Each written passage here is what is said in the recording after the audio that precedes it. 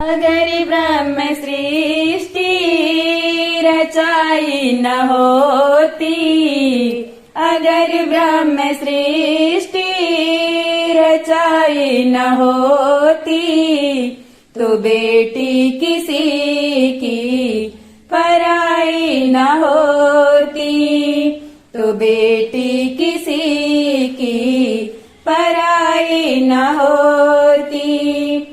Mummy ने पाली पोसी बड़े लाड प्यार से, मम्मी ने पाली पोसी बड़े लाड प्यार से। पापा ने वर को ढूंढा आंसुओं की धार से, पापा ने वर को ढूंढा आंसुओं की धार से। अगर ब्रह्म सृष्टि रचाई न होती, तो बेटी किसी की पराई न होती।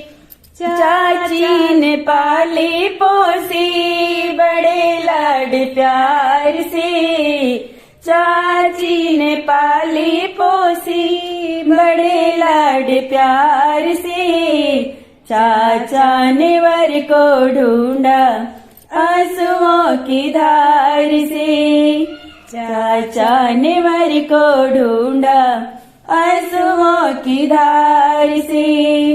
अगर ब्रह्म सृष्टि रचाई न होती, तो बेटी किसी की पराई न होती, तो बेटी ने पाली पोसी बड़े लाड प्यार से, भाभी ने पाली पोसी बड़े लाड प्यार से।